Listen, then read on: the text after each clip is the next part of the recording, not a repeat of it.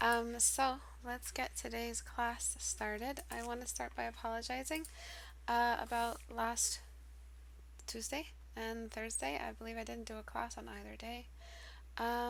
It was just a lot of work to do, and my house is still not done, but we're nearing the end. I also, it was so weird, had like an asthma attack in the middle of the night, which is so weird. People stay indoors, okay? Don't get coronavirus because it'll just wake you up in the middle of the night while you're dying. Even though I'm not, and I came back negative for the test, thank God. Um, I don't think I told you guys that, did I? I came back negative. I think it's done its damage, and I think all the progress I made with my asthma has been reverted. So I sound really, really short of breath today, but I am trying my absolute best to stay on top of all the work, make sure everyone gets the class, and make sure that critique hour is done as well at least once a week. At least one critique hour a week is done, and then hopefully I can aim for two again, a consistent 2 times a week, um, which is awesome. I used to do that all the time. I don't know how I did it. So I am so sorry about my voice. Even though you guys will say I still sound good, I don't feel good, is what I'm saying. I don't feel like I can even say a full sentence. Okay, so let's get started. So if you want your work critiqued, if you see your work on these videos and you wonder how to get your work into these videos, you just have to go to istebrak.com and click on the Reddit icon right here. So istebrak.com, move your mouse over to the top right corner on the Reddit icon and join us. Join the Reddit, learn how to use Reddit. It's really very basic. It's just a basic forum that you submit images and write a comment and people comment, and you'll just get the hang of it the way you got a hang of Facebook and all that. So a lot of people are deterred by Reddit because it's hard to use, quote unquote. Not. Trust me, I'm like an old dog that doesn't want to learn new tricks, and I learned it. um, so yes, submit your work here. I will be uploading challenges very soon. If you want to support me and support my channel and get something back in return, you can join on Patreon as an apprentice. Apprentice homework has been sent out this month, as well as next month will be focused on book covers. So I have already sent out the written narrative. If you are missing out on the challenges and the community because we haven't had any, and you'd like to join and get back into the challenge feel, there are challenges always running on the Patreon apprentice group. So if you want to see what people submit, the critique hours for those, they're all private, and you can join the apprentice group and be a part of that, be a part of the challenges. If you're not up for challenges, there are still alternative forms of homework that you can do that are for a lower level that I critique as well. From portraits to grayscale form studies. We did do a batch of advanced form studies recently in the winter time just to prepare us for this upcoming batch in character design and world building and book covers. So I'll be consistently assigning narratives and book covers over the summer for the summer curriculum with my apprentices. So if you guys want to hop in on that and join, feel free to. I am finally situated in my permanent office situation, so I will not be shifting or moving and thrown off my game, and I will stay in my flow, hopefully ongoing. I even managed to fix the creak in my table, so that won't bother us anymore. All rewards will be consistent here on out, all submissions, and hopefully all the community challenges will be back up sometime midsummer. And that's it for announcements, really. Porsche Studio is still on sale. Will continue to be on sale for a while to come. I don't know why. I just don't want to raise the price back up, seeing how everyone's struggling. So I've just kept it low, as well as all my brushes have been dropped in the price. Um, I don't know. I just feel like it's more fair to have such a powerful tool still be accessible. I think we've made our losses back, not losses, but what we invested back. And at this time, I feel like it's safe to say that Portrait Studio the price can stay consistently low. The sale price might go off and the price will go back up, but definitely not back up to $100. Um, let's get started on the critique. So this painting has a number of issues in it. The most important issue is that it's monochromatic almost, which makes it feel a little bit murky. So let's talk about color. Everyone, please focus on the call, on the chat, and if you have any questions, add Istebrak towards the end of the class. So let's talk about this green. This green is a very has a very specific role in art. It is a green we use to represent monsters, creatures, zombies, anything that looks like decay or poop or diarrhea, basically, is what I'm trying to say here, but very politely, but not so much anymore because I said the word diarrhea. This is a very, very deliberately desaturated green. And when we were trying to represent a green of a rich, full forest that is being shown, like has direct sun shining on it, we're talking about a warmer green sometimes. So this would be your next bet for a kind of an autumn look, autumn colors. This is nice. This is acceptable. Minus the fact that your sky is yellow, so it looks like there's a sandstorm in the area. But let's go back to green. I would make it this type of green because this is a green that shows lush, full, happy, vital, not like high vitality. I'm just kind of blanking on the words. Just a lot of good green, good greens. Summer greens, rich foliage.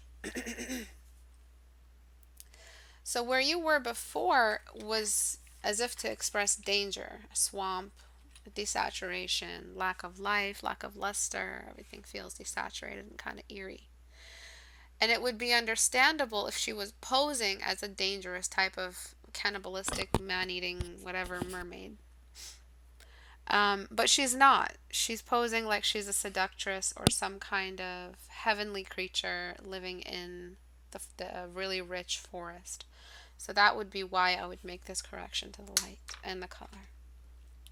The next thing would be a physics related, physical kind of change. Has nothing to do with storytelling.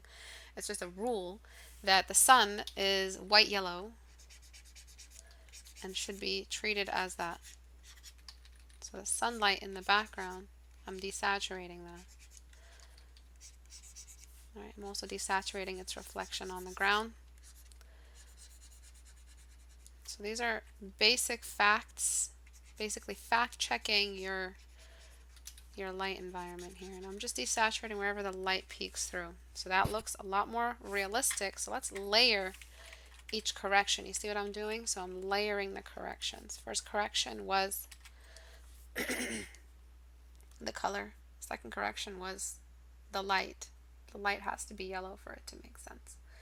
And then the next correction would be, what is the color of the sky in this time of day? What time of day is it? And that would bring in our next ambient light. Usually the sky color is the ambient light, meaning that it's the color caught amongst and in between other colors on anything reflective. So if we bring this yellow, this bluish yellow, and throw it over, see how it feels like we're reflecting a sky peeking through and in between all of the foliage, all of the trees. Okay, so now we've added this new layer of color, which considers the sky. And we've just reflected it basically in the water. I haven't added it anywhere else. Nothing nearby is as reflective as the water, so the water would pretty much be the best carrier for this color. And you can saturate it more if you would like. I think the more you saturate it, the more rich it will feel. And I'm just going to throw some more up here, just to show that any point where there is clearing, we will have this sky color reflected. Okay. Really simple, elementary, kind of basic application of the color. I'm not using any crazy color modes. I mean, I could use color here, but it will fucking crash Photoshop, so I'm just going to just let it sit on top of the layer as a bare layer. Okay, so recapping. Dark, muddy, murky. We've enriched the color to a more bluish green through the sliders. We've desaturated where the light is coming from, a white light. And we've brought in the color of the sky as an ambient kind of reflector wherever I see a break in the water. So now let's talk about the water itself. I don't think that you will have a reflection this clear. It's cool that you think that it's going to do a better job and that it's going to work, but it's really not going to work the way you think. Only still water really reflects this clearly. Water that's in motion, a stream or a river, will reflect closer to the object, but there's just too much stuffs in the water. Stuffs. I'm using that on purpose just because that's what Tolkien uses a lot in his writing. Stuffs. He likes that word, stuff. So this stuff here in the water, the movement of the water, all of that comes together to kind of muddy out that reflection from perfectly clear. This water does not look perfectly still. Still water is not healthy water. All water should move. All water has a path. And usually if it's in some kind of forest scene, we do have some kind of, movement to the water. So the ripples, the motion of the water, the speed of the water all change and distort the reflection of the image inside, meaning that we would have a bit more blurring and smudging of the picture in the water. And it's usually along, so I'm going to equip the basic soft brush with the smudge brush right now, just so I can get that ripple. See that? And that's how I'm going to be distorting the image in the water. Yeah, is that right? Photoshop and me have not been getting along. I think we need marriage counseling. Alright, so that's going to help us create the feeling of a distorted surface picture in the water. Again, you do have to have a reference. I'm just guessing my way through my memory of what textures do and what water does. So this is just what I know. I'm going to also manually paint in some brights, just so it feels, again, like water and distortion. And I'm just using shift here to help me. I'm going to go to the previous layer soon as well.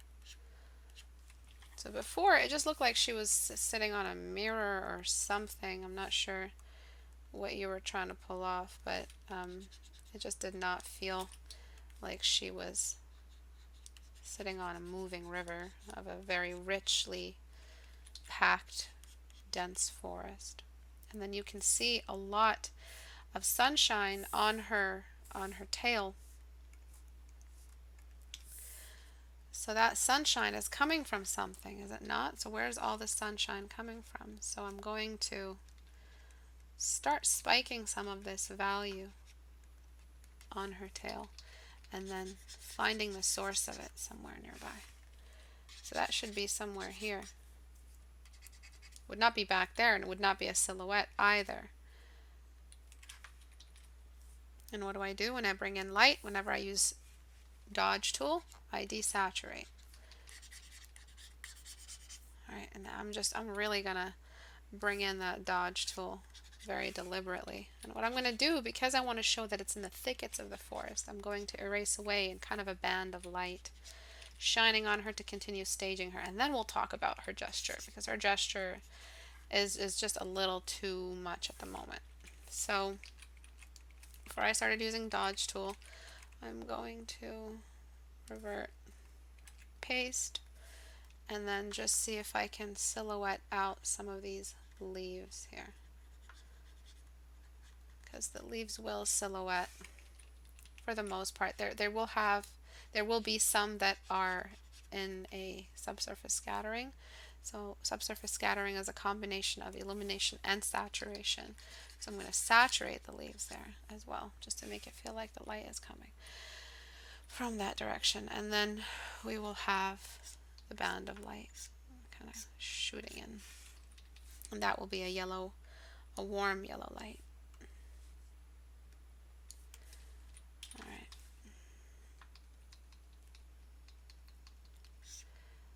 And that will be on a new layer so I don't mess it up.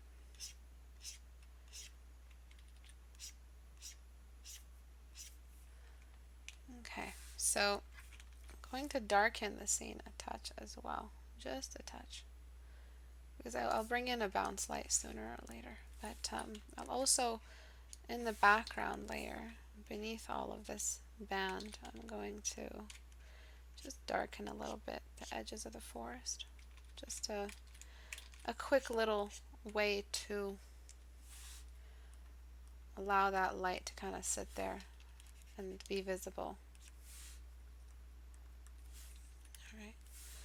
Right, so a little bit of explanation. Just all I'm doing, the reason why I did all this is just to explain why she has these shadows on her fin, on her tail. Right?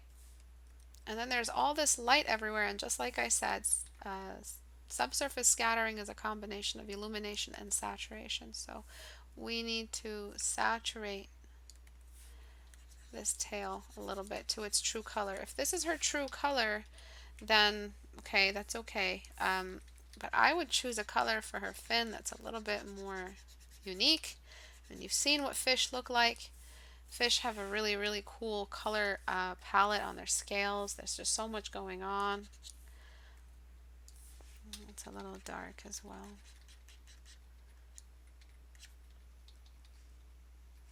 So as soon as it emerges from the water and its own tail shadow, so it feels like the subsurface scattering would only be on some of the tail, not all of it.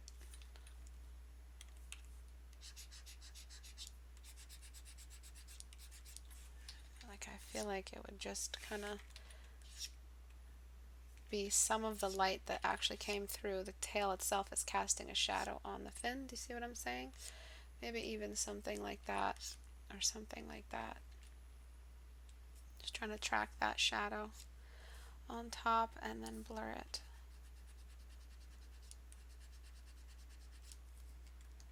If this canvas is too big, blur doesn't have that much radius.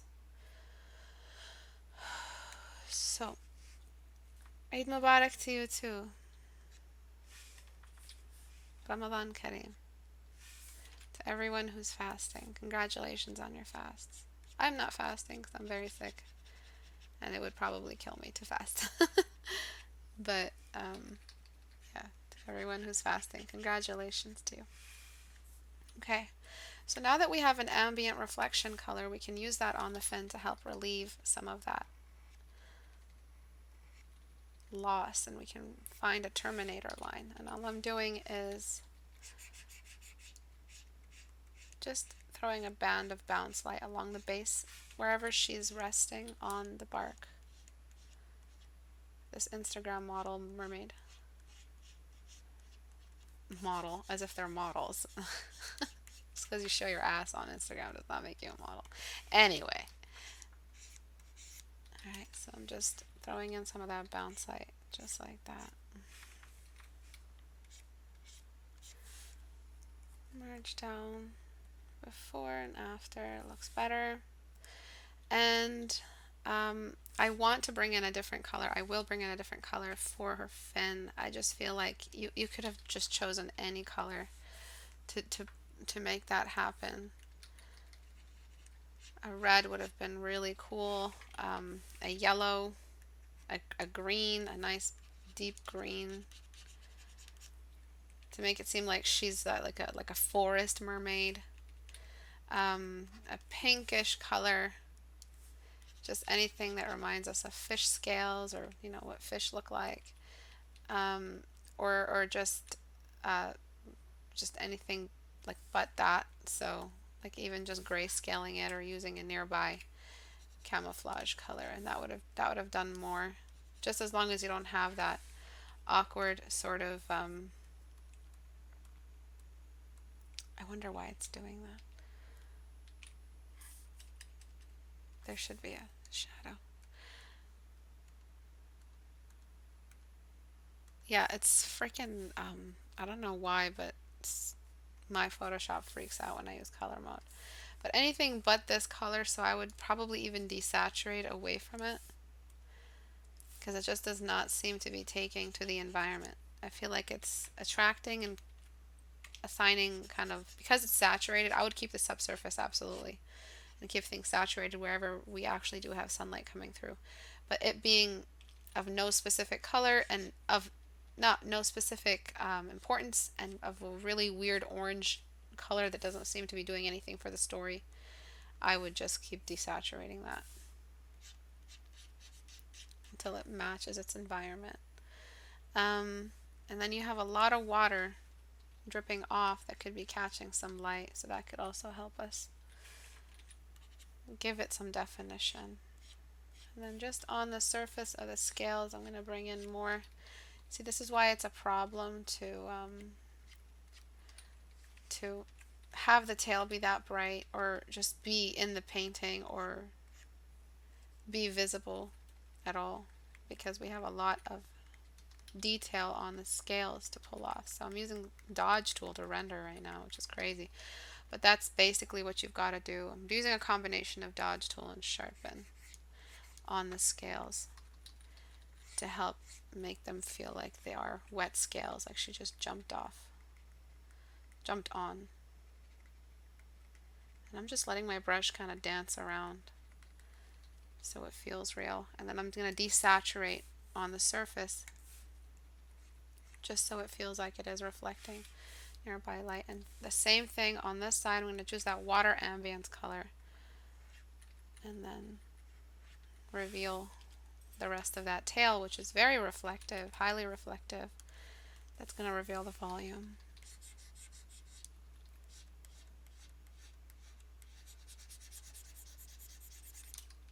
Okay. Erase.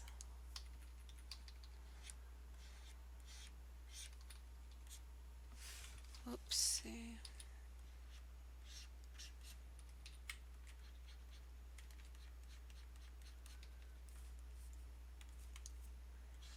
So just different qualities to the painting that you kind of didn't push as far as you should have. I'm kind of limited here with what I can use to fix some of this stuff. So I'm going to try to use color layer to carry some of that blue of the water all the way to the edge of some of these areas, just so we don't have like a glow of green all around. Literally we just got a blue and we used it on the water. It's that simple. And there is a lot of green in here still, but we've definitely stepped away from that monochromatic feel. I'm going to try to subsurface this fin as well. And this fin. Okay. And then it's her. And then it's about her and like how incredibly unimportant she seems in this canvas, which is a problem. I'm going to just saturate a little bit on either side of the band on her tail really quickly. So saturating here and saturating. I'm not saturating on the highlighter line. Please remember that, please. I'm not saturating this. I'm saturating on either side, because the core reflection, the core reflector is reflecting the nature of the light source. The midtone, let's call it. Let's be a little daring and call it the midtone. That is where we don't have a direct reflection in the light. Okay. And then again, we have her, which she makes no sense. So there's so much detail happening on the outsides of the canvas. The murk in the water, I would make it more green the closer it gets, because obviously the closer it gets to any shallow areas where there are greens under the water, that would change the water's color. But anywhere where we're kind of reflecting the sky outside, we would do that. So yeah, we go back to her. I don't like what I'm looking at. I don't know what her skin tone is. Is she green? She's just basically, again, monochromatic with the rest of the scene. All you've really got to do is just get some kind of skin tone that'll help create a distinction between her and the rest of her environment. Anything at all will help. Anything, just hit us with it. Anything that is not monochromatic green. Because as soon as we have a base beige, we can start bringing in that warm yellow of the light source and just use it on her skin. Excuse me, that was a burp. I'm 30 now. I'm turning 30 in a couple weeks. I can I'm basically a senior now, so you guys just have to deal with all this guttural. Okay, so basically with belly buttons is they have a part that sticks out, and then they have a part that looks away from the light. And then you guys always mess that up because your belly buttons don't look like belly buttons. It looks like she does 50,000 ab crunches a day, which is not does not make sense to her as a kind of like a Aphrodite body. Aphrodite body has more fat content. We're not talking about the Athena body or the Artemis body, just the Aphrodite body, the goddess of love, the goddess of fertility. And we're always painting Aphrodite, whether or not you know you worship her. In your art, all artists worship Aphrodite. So, you know, whenever we're drawing the muse or we're drawing the love interest, the protagonist, we're always pulling from how Aphrodite is depicted over the years. Every artist in classical history also did the same thing. And so you can't just give me a bunch of abs and then expect me to believe that, you know, this is an attractive character in the sense that she is the beautiful maiden that the guy sees in the forest. She's not the warrior princess. Don't get me wrong, that strong women are not unattractive before Karen gets me. I'm so sorry if I have fans named Karen and I don't mean to marginalize you. Okay, so I'm just trying to show that off, trying to show where the bottom of the fat of the stomach goes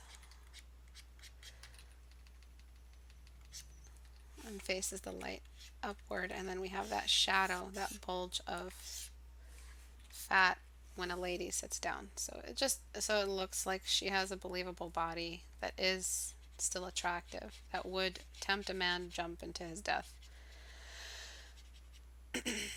Alright, and then I'm just going to get dodge tool again, just because dodge tool climbs values really fast and saturates. I want her to feel like she just jumped out of the water.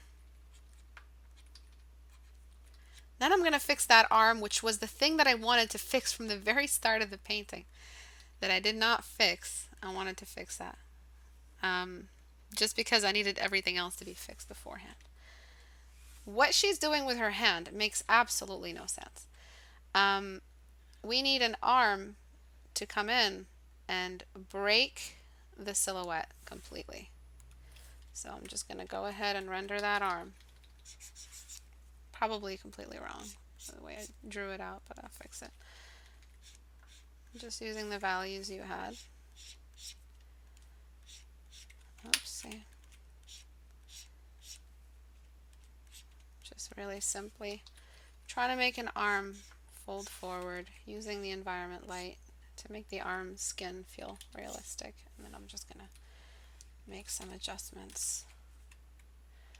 Alright, I'll just do it like that. Fatter at the start, thinner at the bottom. Okay. And then I'm just going to delete away what we don't see. And then just correct the way the arm sort of bends into the forearm. Alright, so her bringing her arm out like that has done something for this silhouette. Just given us something interesting to look at. It's broken this weird compact way that her gesture is performed, sort of. And you can just still take this entire hand. I'm not sure whether to cut it or to paste it. It does not matter. And she can still be doing that come hither thing, but she's not, obviously not, unusually tucking in her elbow as if she was shy. So she's kind of like, you know, she's a starter model. She's not really confident in her poses yet, so she poses pretty awkwardly. Have you ever seen someone who doesn't dance on a stage for the first time? Their elbows are really close to their body and they're not sure of themselves. So that's what it looks like. She's trying to be sexy, but she's not sure. Oh, this girl is sure of what she's about to do. So make it look like that. She's got her arm out and she's done a complete pose. Okay, so patchwork, just trying to make sense of what I'm seeing here.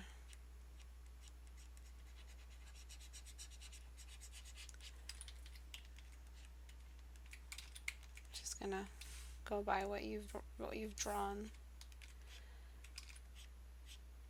and just combine the arm and the thing together. So it's a bit awkward still because it doesn't make much sense.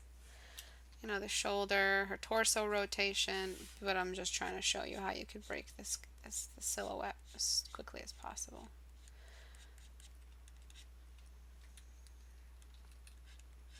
She could also bend the arm just a little bit, like it could have made her bend a little more.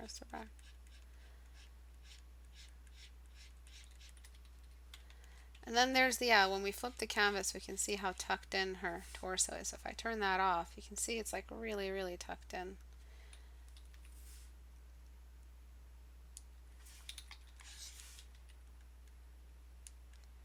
So just giving her a slight bend. And the hand gesture itself seems a bit flat. That was based off the old arm, not the new arm.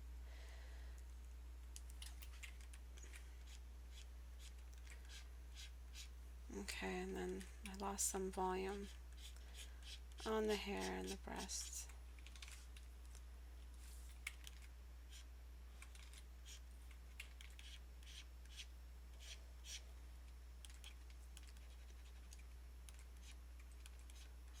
Okay, so I'm sorry for the hack job, but I hope you get the idea.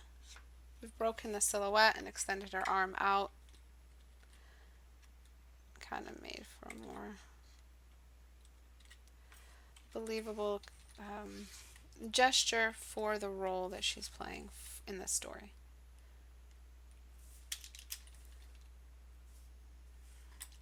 Her hand looks a little bit off, but I can't really redraw it. I feel like we'd only see some of the thumb kind of out, and the rest of the hand would be over the fin and visible to us over the horizon of the tail. Sorry, not the fin, I keep saying fin. So something like that. You get my meaning? And then we would, got all those asshole bikers.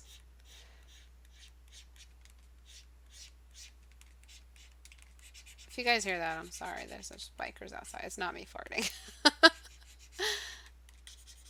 Okay, so it feels like it would be more natural a gesture if some of her fingers were not fully visible. Okay, this is so bad. I'm so sorry. The thumb would be somewhere there instead.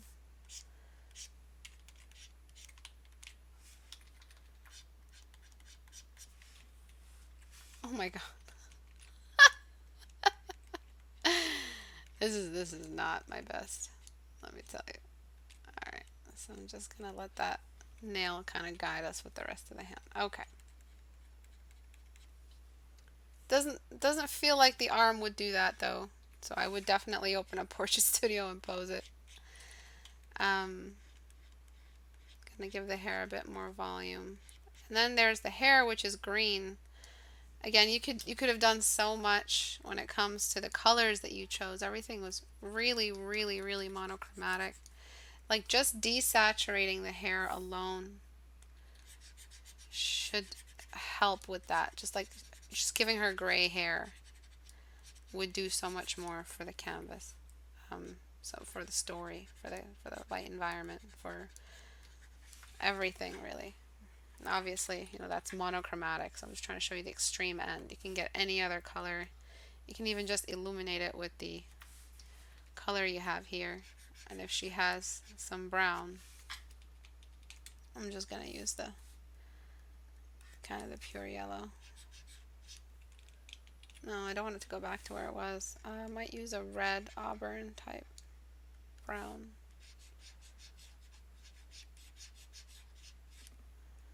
And layer a yellow on top of where the highlights are. Isn't the top part of the tail a bit too wide? You mean where her curves are? I don't know. I wouldn't really say not having curves is not a good idea in an Aphrodite type character design. I'm going to use the same bounce light to reveal her torso. New layer. I'm going to edge out exactly where that curvature is visible in the anatomy and then blend it out.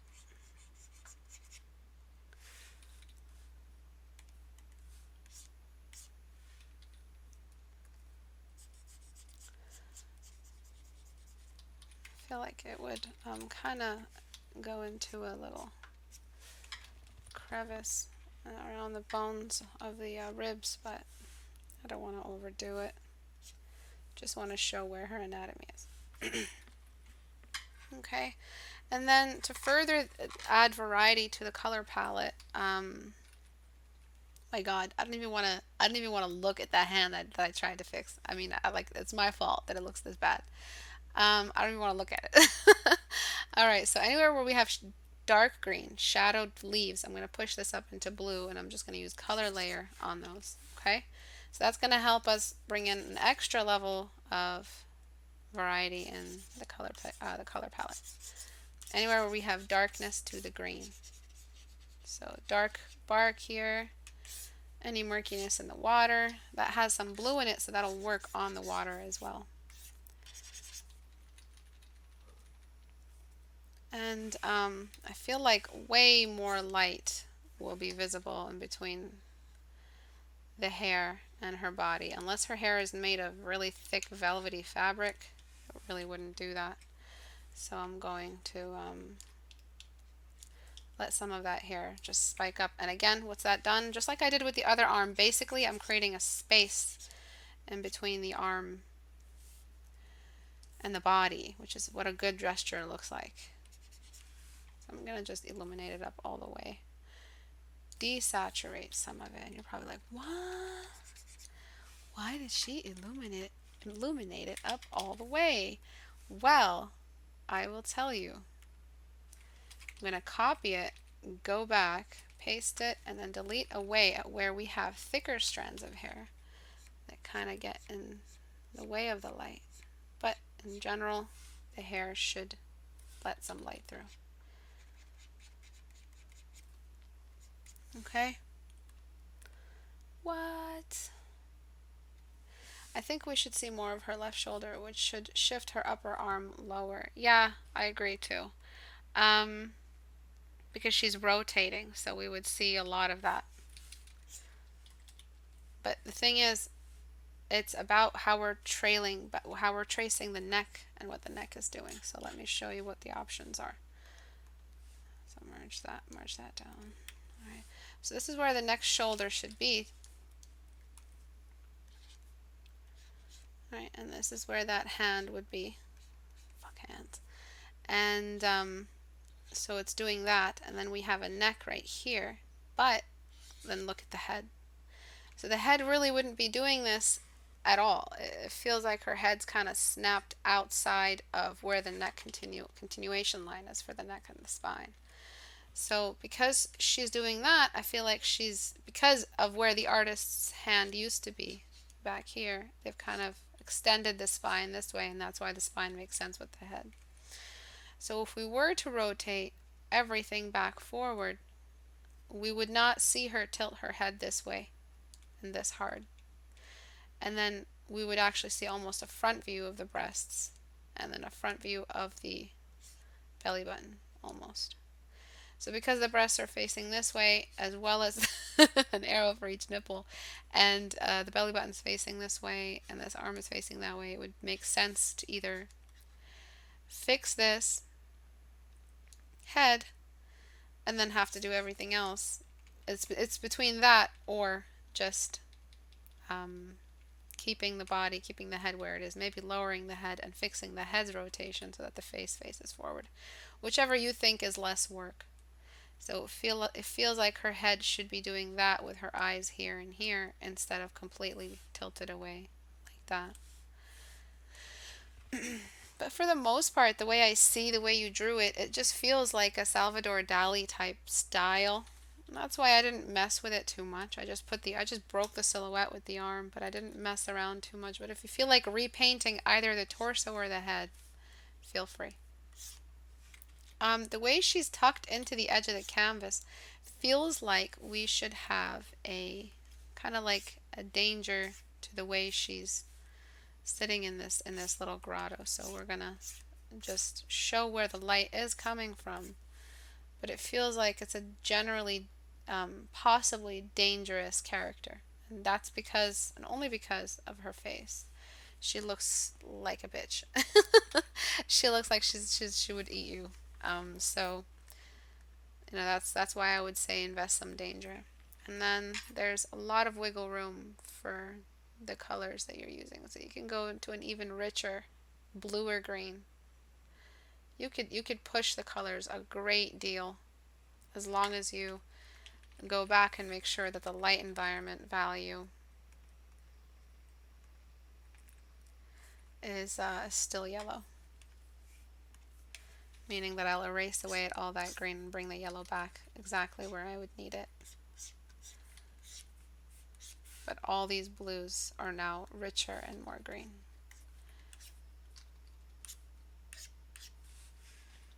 Do you see how much space you have? And then there's the crop in the canvas. I feel like it's too conveniently cropped. I would do something like that, and then maybe, so I would crop this and then crop it like that, just to keep her centered but get rid of the tail. I feel like that's a more healthy crop because the subject is as the largest thing in the canvas. There's a lot of other, other little light tricks that we can mess around with the water. But because you're in such a murky kind of, not murky, but deep thickets, you do need to keep the water feeling like it's under a canopy. And then same thing over here. You have a lot of breathing room in between the trees to show depth. Depth is a very big deal when it comes to environments. It's the only thing that matters. You're kind of not taking advantage of it. So you need to show how objects in the distance are separate from objects in the foreground. So that's why we're placing these little breathers, values, and contrast and light and, just airspace, I guess we can call it, in between depths of trees. And that's kind of opened up the scene as well. Everything felt like it was melting together. Her left arm was melting with her. You know what? I'm just gonna try to like completely get rid of it. There we go. Her left arm was melting with her melting into her body.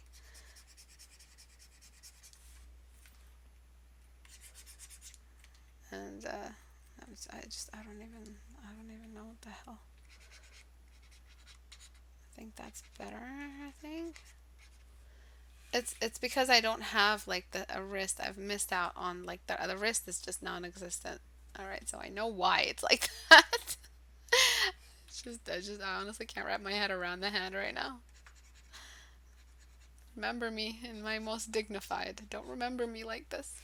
Don't remember your teacher like this. And then I'm going to grab that color because it doesn't make any sense for it to only be there. And I'm going to use it. That little area that I kind of desaturate. I don't want it to be completely dropped. But you can put in some more later. More trees. Alright. So it was about adding texture differences, adding a variety of colors in the pigment.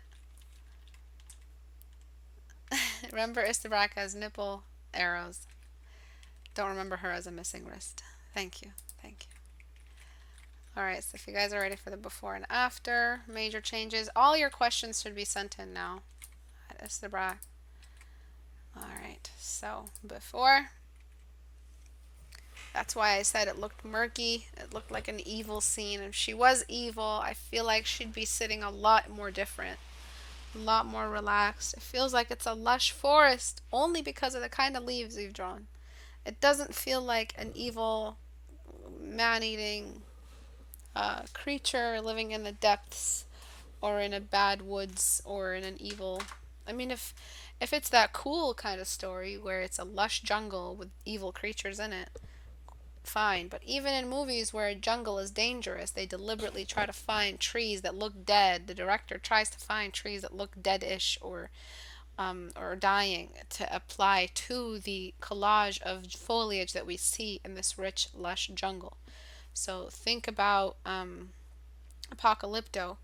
That movie's amazing. You should all watch it. The jungle feels dangerous just because of the way they film it, the way it's fast, the way that it seems like it hurts you just to run through it.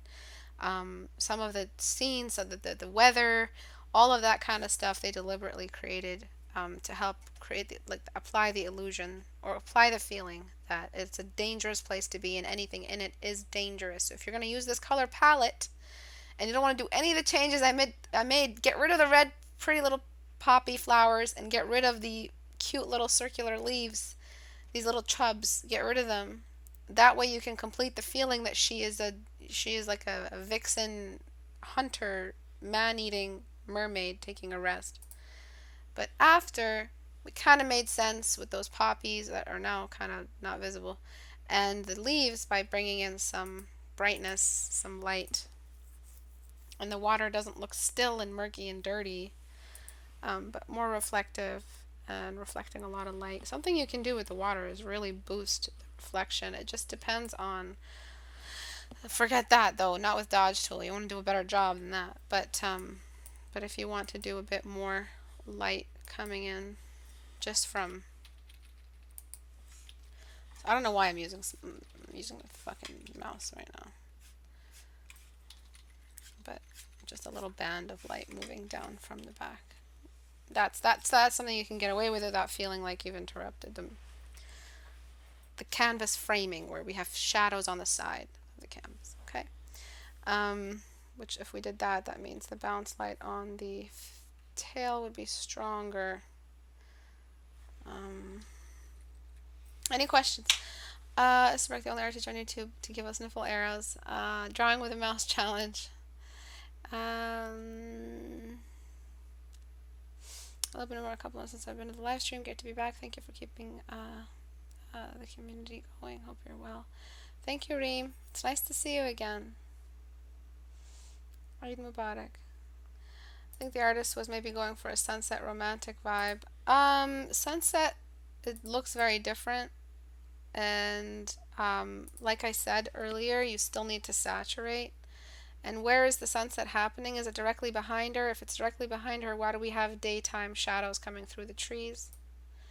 If it's a sunset scene, you really do have to decide, like, if it's a sunset, then we're going to have long shadows traveling across the canvas.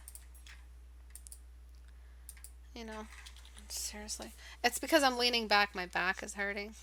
If that's where the sunset is coming from, then we're going to have long, long shadows. She's going to be a lot more dark.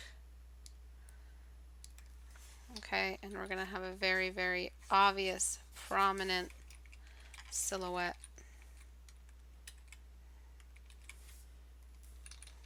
If it's a sunset. All right, and we would not have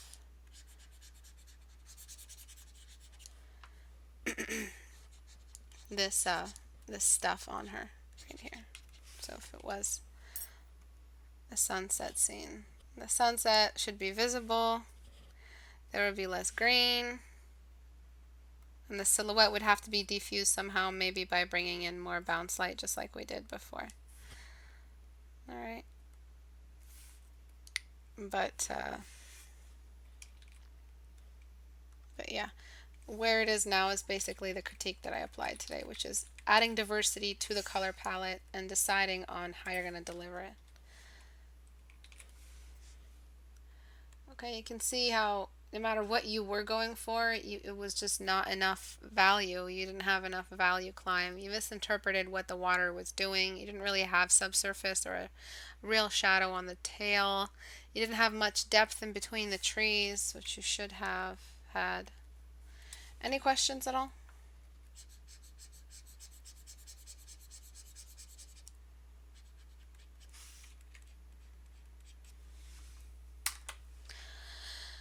Welcome, Harriet. Welcome from Sweden.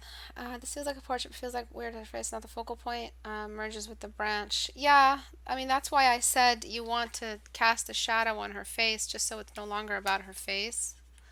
Because, she's in that shadowy place that, she was also possibly dangerous.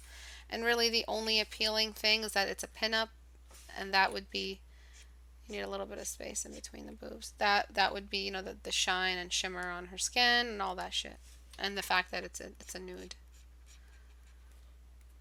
So I would redirect the attention back towards that pinup and the units of the pinup, which is boobs. And the textures you're trying to pull off with the tail. Okay. I think we would have saturation on this part of the tail, though, in this environment. But why did I do all that? Why did I choose this time of day? Because of these shadows on the tail. Remember that. That's why I chose high afternoon, revealing sun showing everything, because it is the tail shadows. That's why I did that. Just in case you're wondering. Before, after. Okay. The main problems boil down to choosing a clear direction from the beginning. Colors represent the story being told, so you can't combine colors that will complete the mood and the color. So you can't combine colors that tell two different stories, basically, yeah. It's probably a good idea to almost constantly have the time of day lighting in mind, right? Yeah, constantly. That's light environment. What's the sun doing? If the sun is doing what it's doing on her tail, that means it's high, meaning that there's a lot of saturation, a lot of rich color. If the sun is low, if the sun is, overcast, if it's a dirty kind of day, and it's sunset and it's an evil scene full of dark, foreboding symbols, then yes, use this color palette. We just can't have these shadows on her tail. It just does not make sense. The sun isn't coming from that direction anymore. And the brightness is behind her, which means we have a silhouette. So you're doing like 10 different things at the same time. So the darkness on the branch that she's on the root, makes sense now because it's deep in the jungle, but we'll also have a little bit of light explaining where all the, and this direction of the sun from above, and the saturation required, and the blueness and the green required to represent that time of day appropriately. How to make the end of the tail feel closer to the viewer. Crop it. And just enlarge canvas. Oh, bad crop. You know what? Let me enlarge the tail first. You just gotta bloop.